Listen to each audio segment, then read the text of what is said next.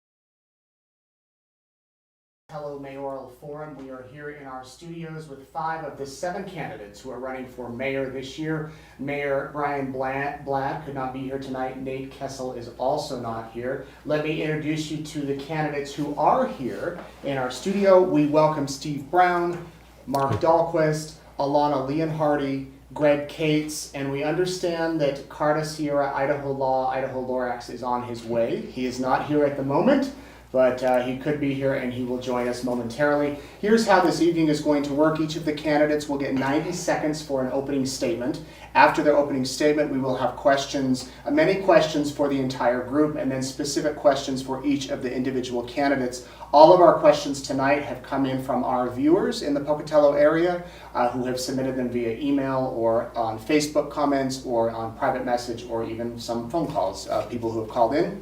The candidates will have 90 seconds to respond to those questions. If their name is mentioned and they wish to rebuttal an opposing candidate's statement, they can have 30 seconds for that. And then at the end of the evening, each candidate will get 2 minutes for a closing statement. We do have a monitor here in our studio that is keeping track of the time, so they can keep an eye on that. And if you are watching at home in Pocatello and you have questions for these candidates, please put them in the comments, and we will try to get to some of your questions live here as the evening progresses. So with that, we will begin with our opening statements. Mr. Brown, we will start with you. Well, thank you very much. I'm glad to be here. Thanks for this opportunity.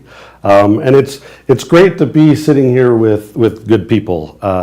We've gotten to know each other a little bit over the last month or so, and it's good to have people with conviction and the ability for the public to have a choice in this year's election. Oftentimes, there's not a lot of choices to be made on the ballot, and this time there is. For those that don't know me, my name is Steve Brown. I grew up in Pocatello. I raised my family in Pocatello. I've been a small businessman there. I've worked for a U.S. Senator and a U.S. Congressman.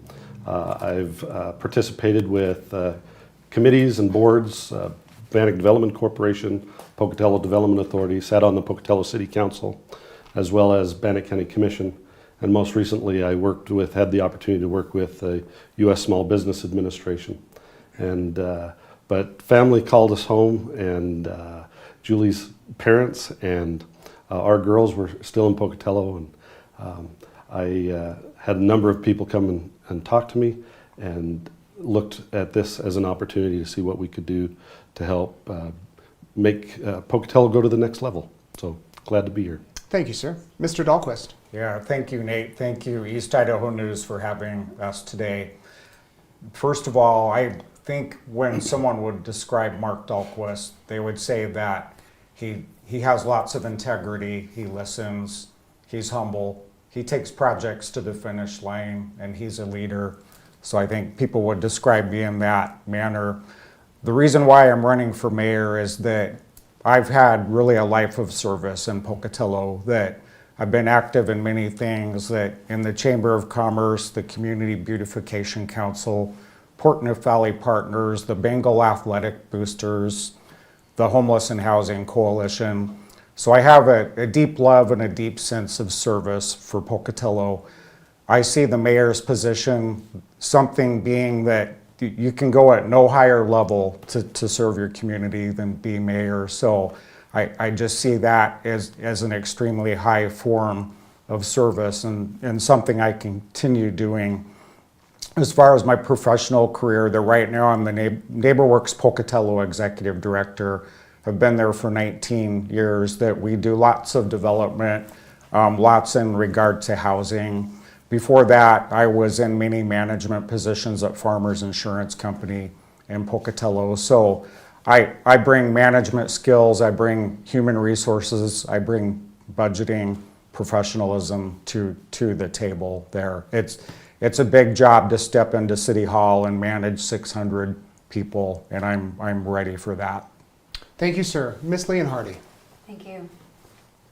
My name is Alana Leonhardy. I'm running for Pocatello Mayor here because I didn't want to vote for other candidates in the running when I filed, and as the campaign has continued, that is still the case. My experience is that I run a small business here, and I've done construction project management in town.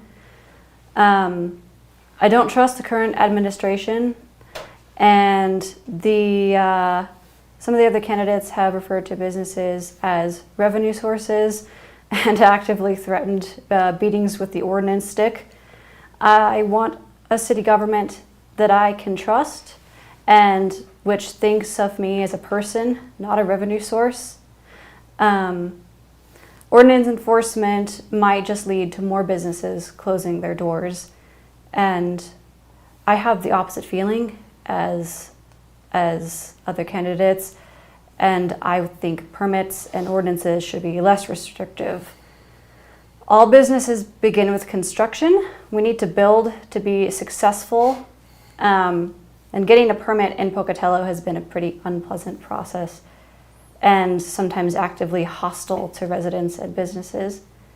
I want to change that and bring some trust back from the people to the city government. Thank you, ma'am. And Mr. Cates. Good evening. My name is Greg Cates. I lived in Pocatello for over 20 years. My children grew up there. I met my beautiful wife there. We got married, and we own a home in that city, and I'm proud to call Pocatello the place that I live. Professionally, I have 35 years experience as an investigator and a law enforcement officer. I worked for the Pocatello Police Department for 16 years. I was a field training officer. I was a community resource officer there. I also was a member of the crisis intervention team, where I learned to deal with people suffering from mental health crisis in their personal lives. And I was also a mountain bike patrol officer, which was fun during the summer. I got injured on the job in December of 2023, and I ended up retiring.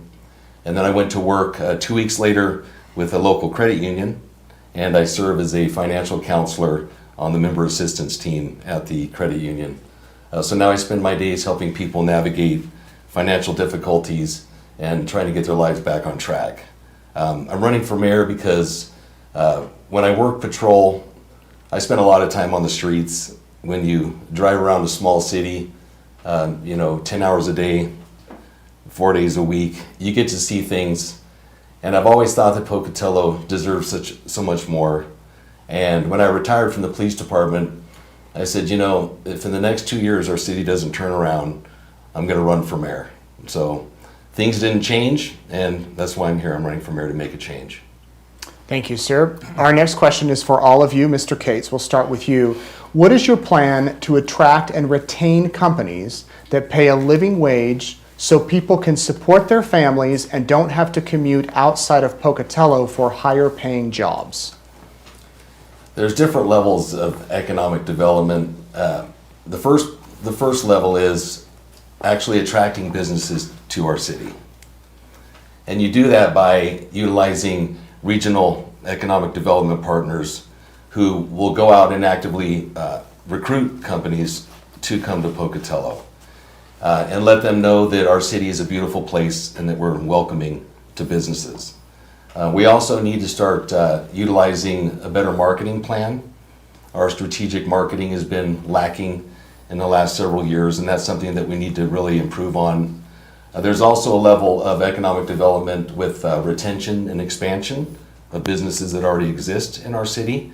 We can't ignore the businesses that are already there. A lot of times people just focus on bringing in the next big business, but really the heart of our city lies within the small businesses that exist there now. So I think we need to make sure that we retain businesses in our city and that we give them opportunities to expand. The other thing is business startups, helping startup companies through creating like business incubators and accelerators that give them the assistance they need to get their feet on the ground. And lastly, working with Idaho State University and the graduates from their programs they have there in the College of Technology and Business, making sure that we bring companies to our city that actually fit in well with our graduates and that will be a seamless transition for them when they graduate and look for a place to work. Thank you, Mr. Cates. Ms. Leonhardi. Pocatello has some good opportunity for growth. We have empty retail, we have empty industrial. one of the things I like about Pocatello is going outside and playing, so we have pretty good tourism too. The traditional government incentives are sort of limited. They would be some things like compensating utilities or building roads, turning bays, things like that, and then tax-based incentives. And that does boost spending. And then homes and other things can get more expensive if we're not careful. I want a community of businesses that come here and make a home here, and not necessarily giving tax incentives to big companies that come and then take and then leave. I don't think that the mayor should really be in control of picking winners and losers in business, but encouraging local entrepreneurship through entrepreneur fairs or incubators, or there are some small business loan programs to look into as well, could be a good idea. But I don't really think we need to come and have big companies save us when we can do the work together to create jobs here. Thank you, Ms. Leonhardy.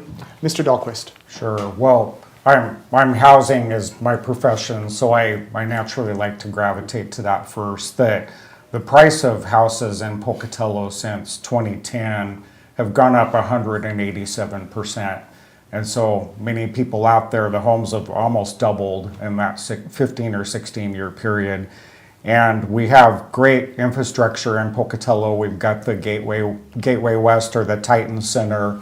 We've got the Pocatello Regional Airport that we're ripe for development. And a lot of those areas are, somewhat empty or high vacancy rates there too. But if we want to attract, number one, manufacturing jobs, that we have to have housing that supports the workers there, that housing that they can afford. And when companies come to the community and look around, they look at all sorts of things. They look at the taxes, they look at the quality of life, they look at the schools, but they also want to have good, affordable places to live. And so if that's outpacing the wages on the job, that's a problem.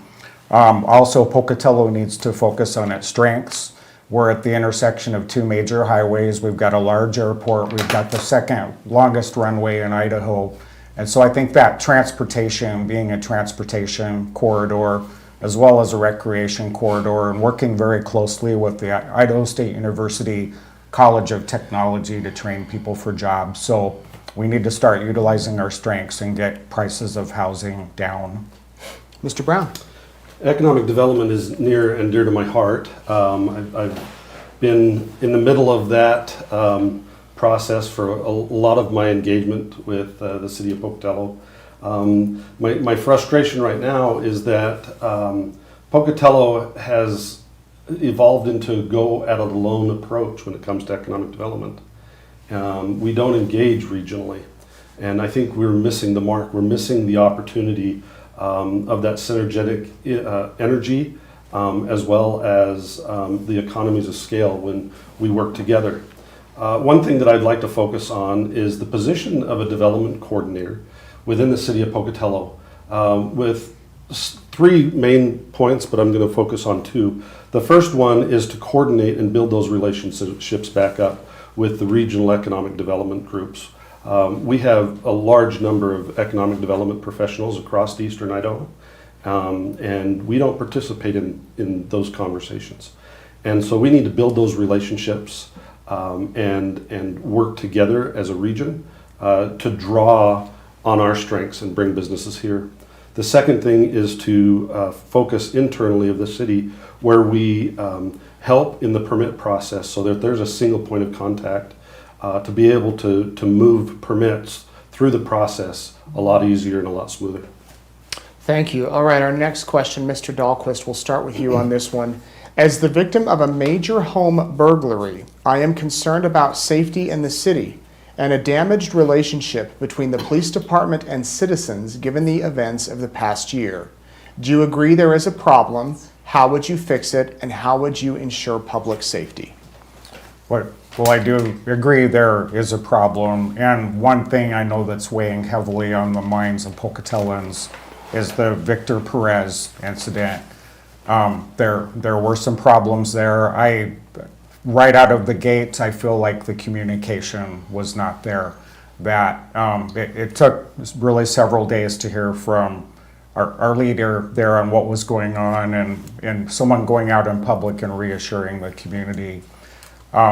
That perception from the community needs to be changed, that citizen involvement, that decisions I think are being made behind closed doors, that we've got to get that trust back at NeighborWorks Pocatello, where I work, that we're a collaboration of residents, businesses, government officials. So I'm very used to, in my position, collaborating and getting the viewpoints of many, no matter what their social economic background is there. So I see really a lack of effort to bring citizens to the table. I think we've got some communication issues in the police department.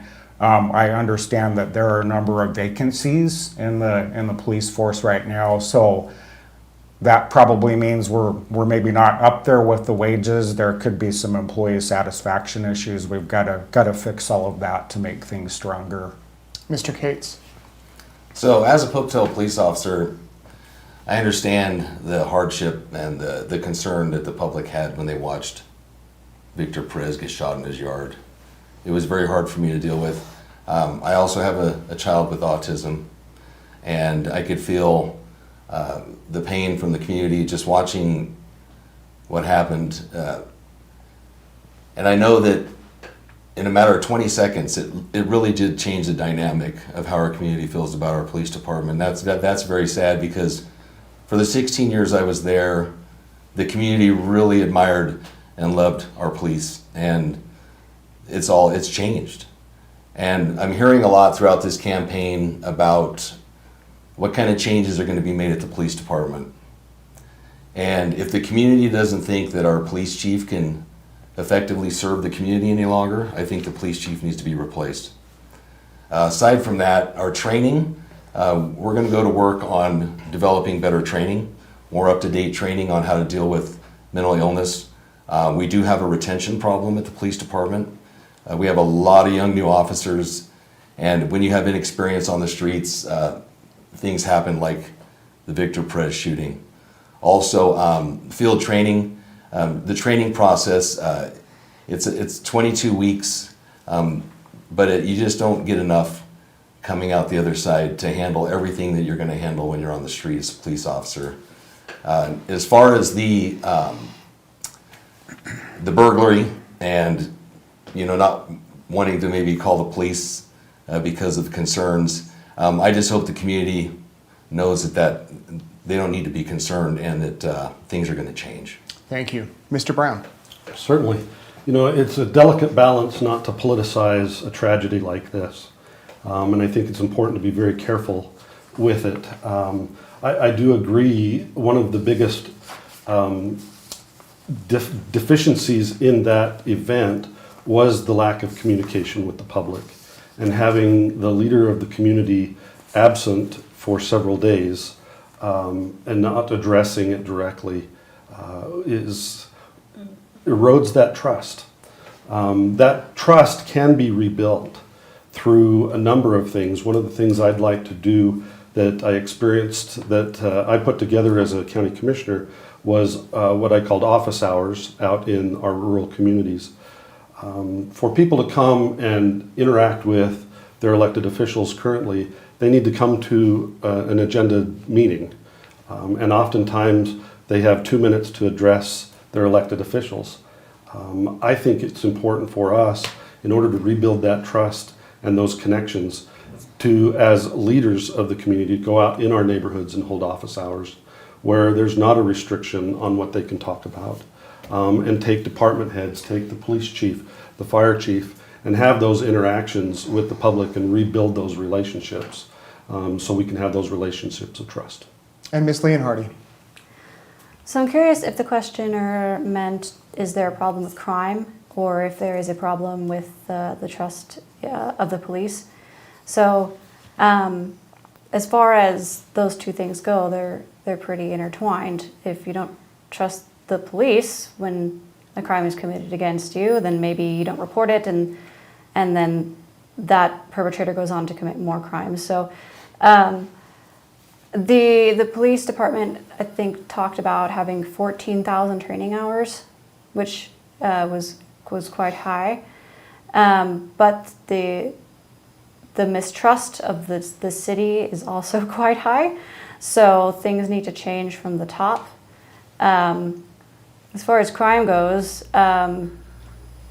cities do better when more people can work, and if the government is doing things which are getting in the way of people working, which sort of goes back to trying to make processes related to permitting easier, I think we should step out of that more.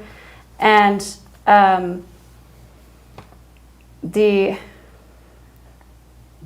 don't feel super comfortable discussing the killing of a young man as a political platform, but since it was done by city employees, that we can't have a department that has done that and then really, have such a minimal response to it. That has to be dealt with. Thank you. I have now a question for each of you individually. And Ms. Leonhardi, we'll start with you. Pocatello's air quality often worsens with bad odors and smog during inversions and wildfire season. Industrial emissions and dust from local businesses also play a role. As mayor, what concrete actions would you take to hold businesses accountable and reduce pollution in our valley?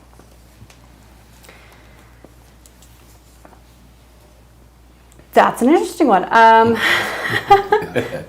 I think working on regional air quality issues goes back to coordinating with regional emergency management and regional organizations that work on environmental concerns and pollution issues. I feel like that coordination might be missing throughout the region. And I suppose if a business is violating pollution requirements, then they either straighten up and fly right, or they get in trouble in related to what, legal fines or anything like that can be done. But I'm not sure I would be able to answer that well without consulting with air quality experts and with experts on pollution regulations and industry. Thank you. Mr. Cates, one of the points in your 100-day plan is to completely audit the city budget and then prepare a new budget and tax relief plan. Are you referring to the 2026 budget, and how will you involve department and city leaders? And realistically, can you complete this within 100 days? The 2026 budget has been set. So we won't be working on the budget until this coming summer for 2027. We're going to work together as a team to work on this budget. First thing we have to do is find a CFO that we can keep. The city of Pocatello has gone through 3 CFOs in 5 years, and there's no captain of the ship right now. So there's a $163 million budget floating around and no CFO to control it. After we find a CFO, we're going to go to work. We're going to hire an independent forensic auditor to come in and go line by line through the budget. And we're going to try to find out where exactly all of our money's been going. When we get our finances in order, then we're going to sit down with individual department heads, and we're going to start focusing on what our goals are going to be and what direction we're going to take the city. We're going to try to streamline processes down. We're going to automate some things and consolidate things, and we're going to get rid of redundancies in the city. I'm sure going to try to get it done in 100 days. Now, I don't know what kind of a mess I'm going to be dealing with until I get into office. but 100 days, it's going to be tight, but we're going to get it done. If I can't get a CFO hired, it's going to be almost impossible. So that's why the CFO is the number one priority. Thank you. Mr. Brown, you've cited fragmentation in city departments and regional agencies as a core problem leading to higher costs and less trust. What specific structural change will you implement in your first 100 days to break down these silo effects, and how will you measure success? Be specific. Okay. I'll use example when I was a county commissioner. We had, I think the founders of the Idaho Constitution wanted county government to be as difficult as possible. There's 7 elected officials that all have different constitutional responsibilities. Some of them are Republicans, some of them are Democrats. But when you go into a meeting and it starts off with one of those elected officials saying, you don't have any constitutional authority over me, it's a struggle to build that relationship. And one of the ways we overcame that is by engaging with each other out into the communities. We went to our smaller communities, as I said, with office hours, and sitting together and working with the public and the citizens of the county, we were able to develop those relationships together. One of the things that we can also do is, I really believe that most of our problems are relationship problems, and most of those problems are communication problems. Right now, we don't have a great working relationship with the city of Chubbuck, with Bannock County, with the state of Idaho, and we need to rebuild those specifically before we can advance in dealing with the struggles that we're having as a city. I have, over the years, built those relationships, so I have the advantage of being able to go in there with relationships already built, open those doors and start things anew. Thank you, sir. Mr. Dahlquist, a criticism of your plan some have raised is that it will bring lower quality housing to Pocatello. How do you respond to those concerns? I think there's a stigma that's false out there that affordable housing is substandard housing. And a couple of recent developments I can point to is the Bonneville Commons development in Pocatello, which is where the old Bonneville School was located. That building was vacant for 17 years and it was an eyesore in the neighborhood. We had lots of support from the residents of the Bonneville neighborhood that we should do something with that. And I think just you need to go drive by Bonneville Commons and see the high quality of those houses. We've got a homeowners association that takes care of the grounds and the snow removal.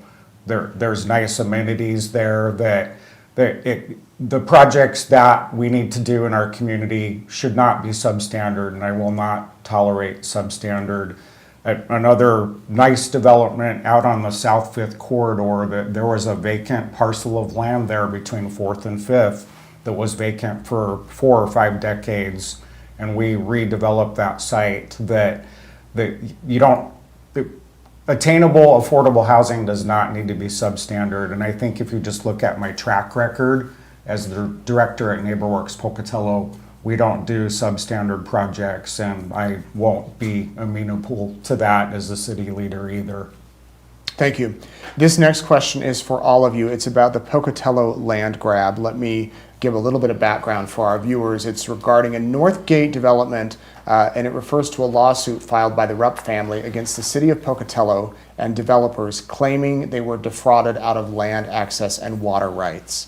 The core of the dispute is that developers in the city allegedly conspired to control pieces of land along the Northgate Parkway, which was built to access 930 acres of farmland belonging to the family. The lawsuit was dismissed but has since been reopened. That is a very base description of what this issue is about. We've reported on it. You can go read it. What I want to know from the 4 of you, starting with you, Mr. Brown, how will you handle this situation moving forward? Very good. This is so many layers to this issue.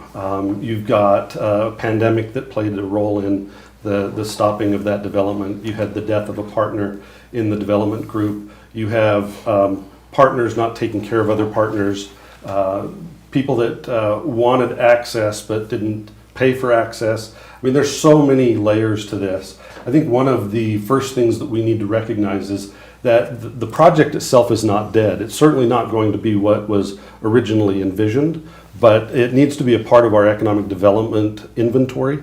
And one of the things we need to do is remove the burden of that lawsuit as quickly as possible so that we can energize that as part of our economic development efforts. What I mean by that is we need to sit down as adults in the room and hash this out. Instead of in the courts, we need to sit down together and finalize an agreement on how to move forward. The issue is there were a lot of egos involved between the leaders of the city of Pocatello and the city of Chubbuck. And we need to remove those egos and really get down to what matters most for the community. Ms. Leonhardy. Yeah, running for mayor is sort of an interesting one when you inherit lawsuits that. So my feeling is that if the courts decide that the city did something wrong, then the city ought to pay up and then move on from there.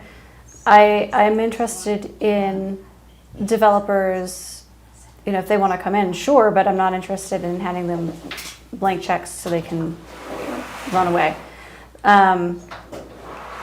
Other than that, I would certainly hope that better decisions will be made in the future, and we'll see how this plays out in the court system. All right, Mr. Dahlquist. Sure. Well, inheriting legal challenges is a tough nut to crack. That when I first started at NeighborWorks in 2007, I inherited a lawsuit for, it was a property, it was a multi-property family property here in Idaho Falls. And it's a long story, but folks that were below a certain income level were staying there and weren't allowed to be there.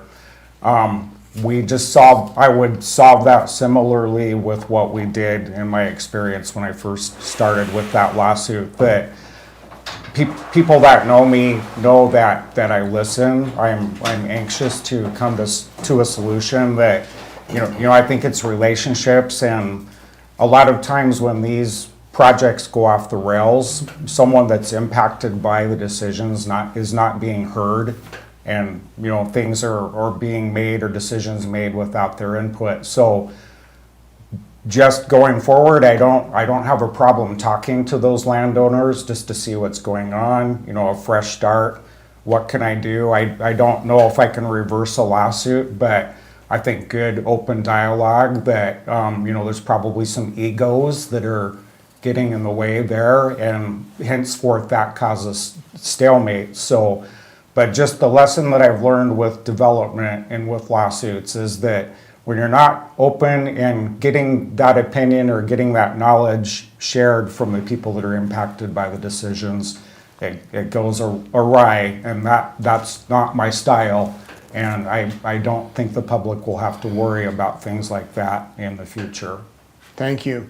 Idaho Lorax has joined us. Good to see you, sir. We'll get to you in just one moment. But Mr. Cates, I'd love to hear your answer to this question. Yeah, this case is going to court November 10th. So we might know a little bit more about what's going to happen just in a few weeks from now. I know LaBelle Rupp personally, and I am confident that I will be able to resolve this matter quickly if I'm elected mayor. I've had a lot of conversations with him. First things we're going to do is get him his access back to his land. Whatever it takes to get that done, it needs to be done. And then we are going to look at things, and if we find out that unethical or unlawful actions were taken, then those people will have to suffer the consequences of their actions. And that's how we're going to resolve it. Thank you. Mr. Lorax, is that what you want me to call you? No, Idaho, it's fine. Okay, Idaho. The question was about the Pocatello land grab. And in 90 seconds, can you tell us how you would handle the situation moving forward? Well, like Mr. Gates alluded to, yeah, illegal actions. Pocatello's known for it. It's the most radioactive city in the world. And it's the data there to prove it. They've been hiding things, covering up, lying to people, illegal sales, dumping, property dumping. Anything they've been doing to not to let the people know, just that let them die and get sick, and their children and the people. That whole town is, all of these guys know me. Either they were involved in it at a county level, at a local level. No, not all, because one of them's a woman and she is not. But the psychological denial is real, that's for sure. And Mr. Cates, I don't know Mr. Cates, but I do agree with him that there's a lot of corruption in there and the land grab. Go ahead, grab uranium land without checking it, because we're going to work with the university and with other countries helping us to get it cleaned up, even if the students at ISU end up doing it, because they care about their community. And they don't want to be the uranium university, just like my shirt says, okay? They want a different place. They want a history. They want something that they can be proud of. I'm not proud of Pocatello. Shoot, I got married in Fort Hall, not Pocatello. So, it's a contaminated place. It's been killing people. We're the makers of uranium fertilizers. We're the makers of uranium materials that we put all over eastern Idaho cities. We're the most evil people around. Be of denial. Thank you, sir. The next question is for all of you. The Idaho Falls Airport continues to add flights and grow. The Pocatello Airport is down to one useless, this is not my word, but a viewer, one useless midday flight a day. As mayor, what can be done to increase use of the airport? Mr. Dahlquist, we'll start with you. Sure. Well, as far as air service, I do think we need to focus on that. And about a month ago, I had a real productive conversation with the director of the airport. We were brainstorming some certain things that, with Idaho Falls, that they have taken on a lot of destinations that, Pocatello doesn't have. That I think one strategy is looking at a destination that Delta could fly to. For example, would be Minneapolis is a big hub there. That we need to come up with a flight that's unique there, that we can have people from the surrounding area come down and utilize. That midday flight is at the wrong time. I think we need to negotiate with Delta and get the early morning flight and the late evening arrival back. So the schedule is difficult right now, and I do think that Pocatello is a large enough city where we do need a viable airport with good commercial service, that it has slipped away and we need to focus on that. But a unique destination is one thing. As far as the airport property itself, that there are several acres of undeveloped space out there. As I was alluding to earlier, that Pocatello can be a great transportation hub, and that airport with all the land and the second longest airstrip in Idaho, along with a couple of major freeways right there, that above and beyond the commercial service for the airport, we need to focus on the rest of that amenity out there and get some transportation corridor businesses going there. Ms. Leonhardy. The airport is a good resource that could be tapped into. There are possibilities for air-related services, flight schools, drone operations, flight tourism. I would like to look into, doing something like that, or having those people come in. All of the major airlines, I think, rely pretty heavily on subsidies, and so looking outside of them, I think, could be a pretty neat way to do it. For flight frequency and destinations, that's controlled by, do people use it or not? Where do they want to go? And how often do they want to go there? And so I think for us to have an airport with more flight frequency and destinations, we, the city of Pocatello, need to be the destination. So airport, it's just a place for planes to land and refuel and take off, but the city of Pocatello is a whole thriving community. So probably I would be focusing more on Pocatello itself and helping make it better, and not take much action on the airport for the first year or so of my term. Thank you, ma'am. Mr. Cates. Yeah, so when I first moved to Pocatello, there was a lot of flights out of that airport. You could jump on a small 20-passenger plane and be in Boise in 30, 40 minutes. I think we need to bring back the small flights to Boise and Spokane as a spot. From there you can go a lot of different places. I think we need to ditch Salt Lake City as our hub. It's already being done. It's almost quicker just to get in your car and drive to the only hub that our airport flies to, which is counterproductive to be successful as an airport. I would like to recruit an airline like Southwest and look to a hub as far as maybe somewhere in LAX, San Francisco, one of the cities, Mesa, Phoenix, Arizona. We need to get a hub where no other airlines in Idaho fly to, make us unique. Somewhere that's too far away that you can't just get in your car and drive instead of fly. And I think that's what's been killing us, is we're too close to Salt Lake City for that to be the only place we fly to. And the 11 or 1 o'clock flights they're doing, you can't leave and come back the same day. That's killing us. I did speak with one of our economic development coordinators. They said that a lot of businesses have shied away from our area because of our airport. And that's something that we're going to need to have to fix that if we're going to be fixing our economic development issues. So the airport is definitely an asset we need to work on. I think we could change the mindset out there. We've had the same people in place for years. I think so a new, fresh vision would be useful. Thank you. Mr. Idaho. Well, you're talking about the airport, place that Brian Blatt banned me from when he banned me from everything because he didn't want me finding out anything about everywhere. Well, the airport was made of uranium too, and there is Moffett Field, the original airport that was used during the war. That's all uranium materials too. The area is still there, the uranium is still there, and the only sign that protects anybody is on the tribal land between Moffett Field and the airport, on the other side of FMC, where a lot of the uranium there comes from. And so, who wants to go land in a radioactive airport? Of course, you shouldn't hang out there, just like you shouldn't be on our railroad tracks because of the uranium, but also trains are dangerous.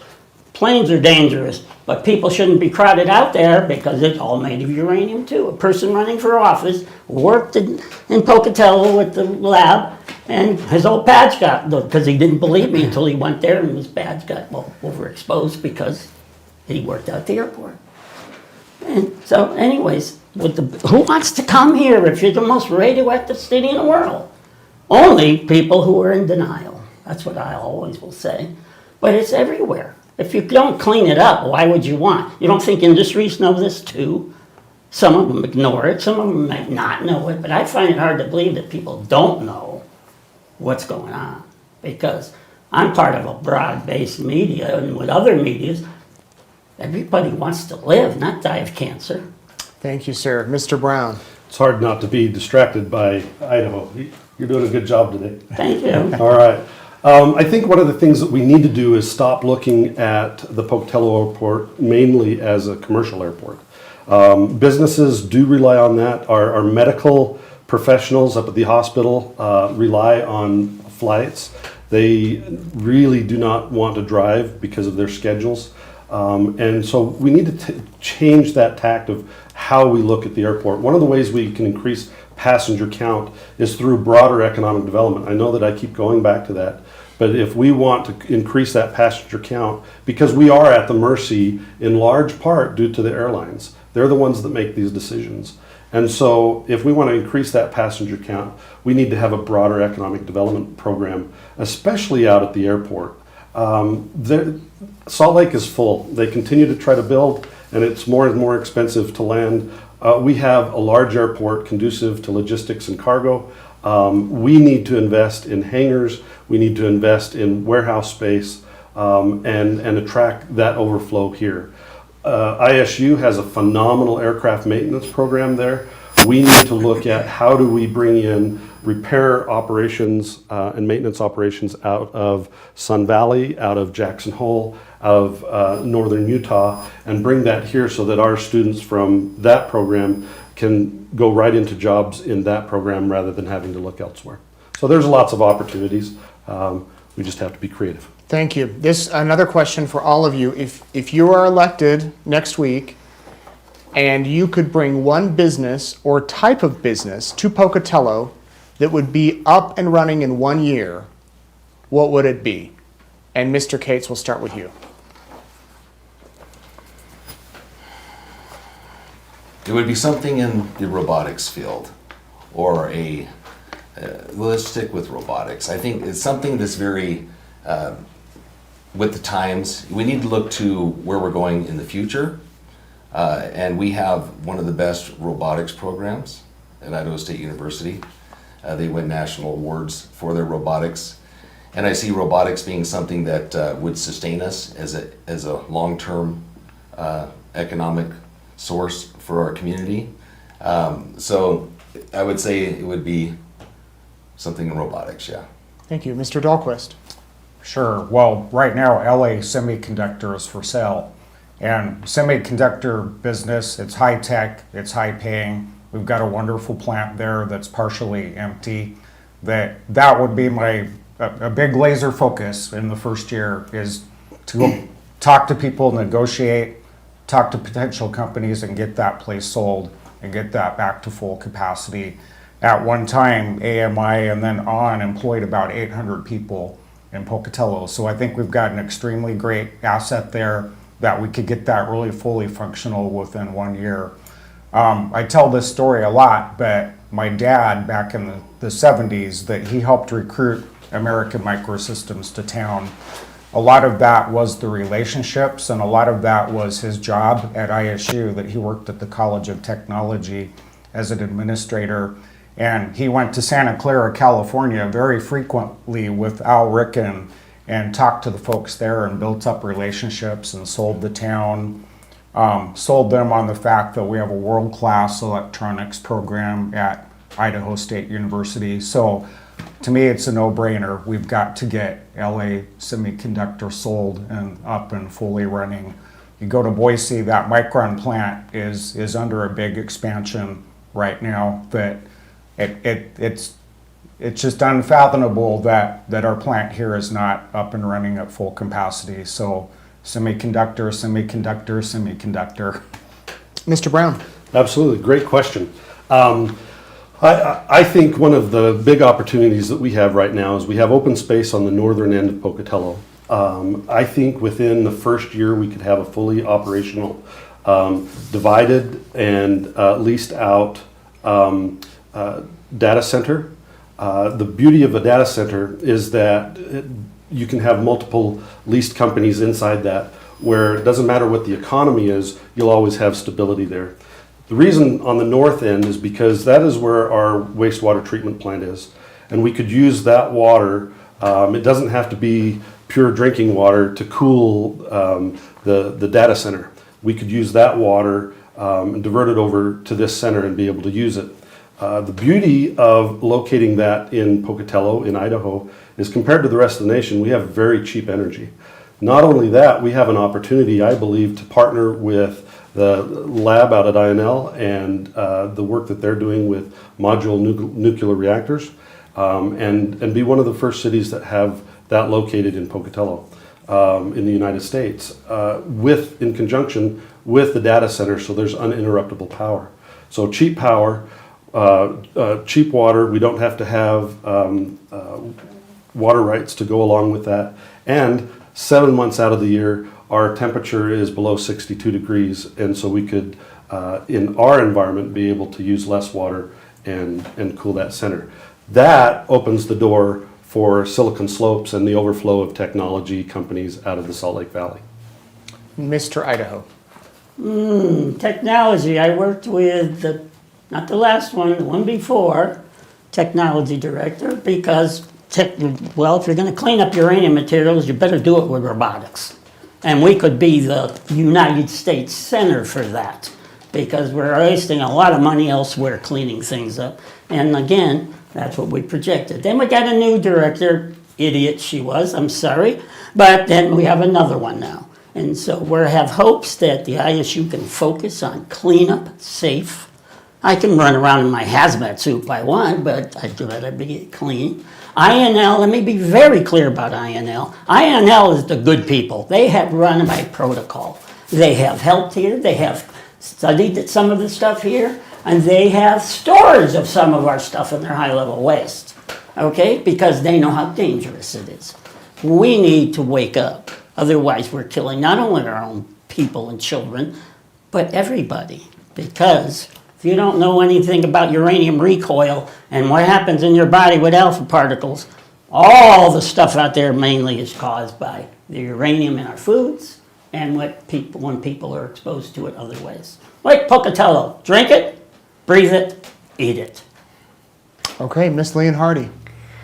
This is a little bit of a pie in the sky question because as mayor, I'm going to be running my store, but otherwise, getting any business up and running in a year is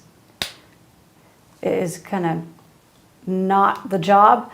But what I would like to see more is slow and steady growth that Pocatello can handle. Certainly keeping LA Semiconductor open would be great and not losing our fab. Outdoor tourism businesses, if people want to do that.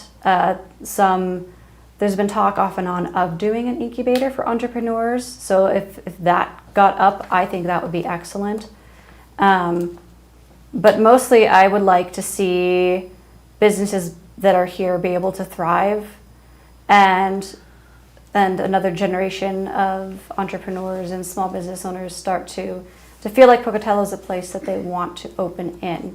So that's more what I'm after, is that sort of comfortable, slow growth that we need. Thank you.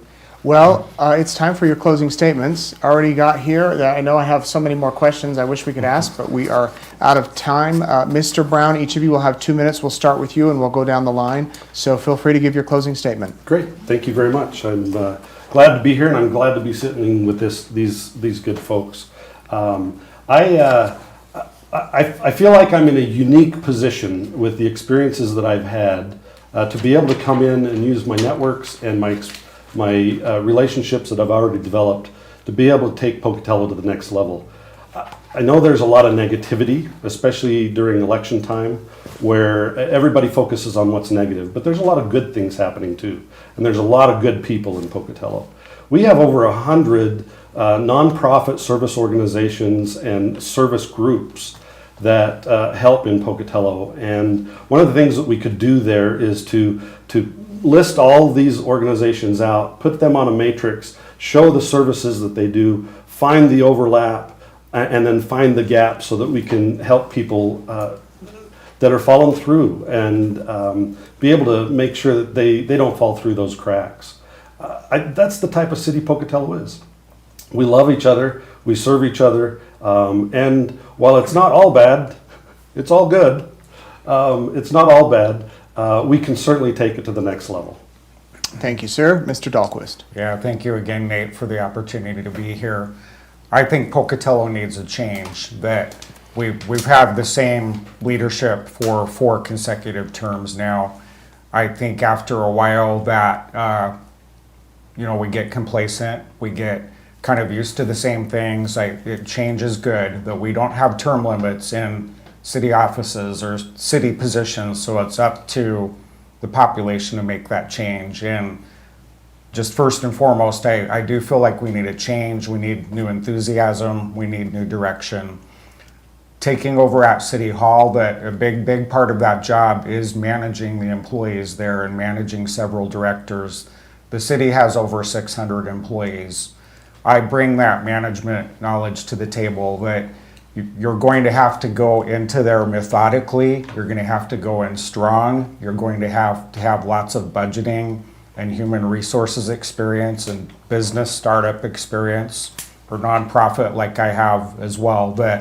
So experience for a change is my campaign slogan. I am experienced in the field of management. No, I haven't ran for a public office ever, but if we subscribe to the philosophy that, I'm the only one that's been here, that I'm the one that understands city policy, that then we would never have we would always have incumbents. But doing that strongly, without drama, talking to directors, getting us on track with our 2040 strategic plan, we really have to do that. Something I also didn't mention is that I've been on the beautification committee in Pocatello for 30 years and organized the citywide spring cleanup. That don't have a lot of time yet, but making Pocatello shine and compete is one of my platforms as well.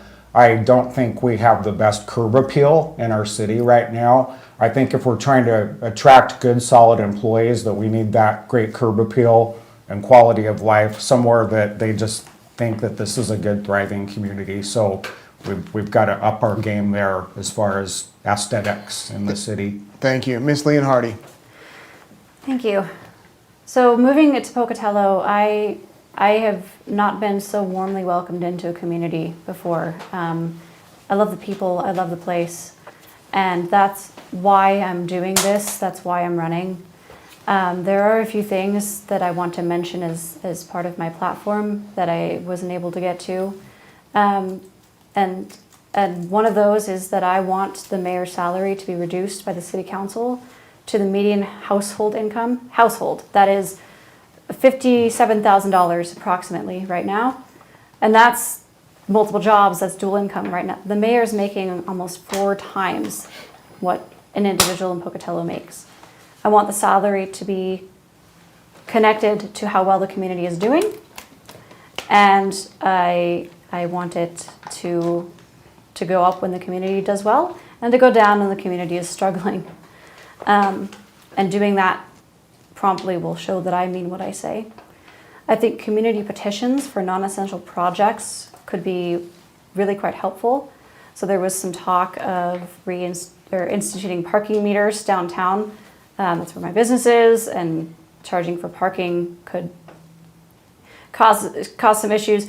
And more importantly, I wasn't consulted, and the people that I talked to about it were not consulted. So community petitions will make sure that people in the affected areas know about it and support it. I want to make the permitting process more efficient and,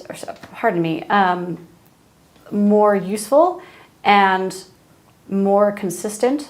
So when I was doing the construction project, I had a variance that was approved temporarily for a structure that was not going anywhere just because it was a little close to the property line before all of those ordinances came into place. I do have a website, alanaformayor.com, so if you are still on the fence about who to vote for, I'll be taking questions all weekend for that as well. But more importantly, there are 7 of us. Please go vote. Please raise your voice and show the community what it is that you want. And thank you. Thank you. Mr. Cates. You know, when I moved to Pocatello 20 years ago, we had a rodeo, we had motorsports, we had drive-in theaters. They used to have awesome concerts at the Mini Dome. They had little amusement parks down at Ross Park. This community had so many things that would draw families together. And over the last 20 years, they have all slipped away. And no one can really pinpoint what happened, but they're gone. We also used to have 2 hospitals. Now we only have 1. And wait times at the hospital are between 3 to 7 hours now in the emergency room. So when I'm elected mayor, a big focus is going to be, 1, on bringing a second hospital here. Number 2 is bringing back the things that create memories of the families. The rodeo, motorsports, the drive-in theater, all the things that created memories for me with my family as a child.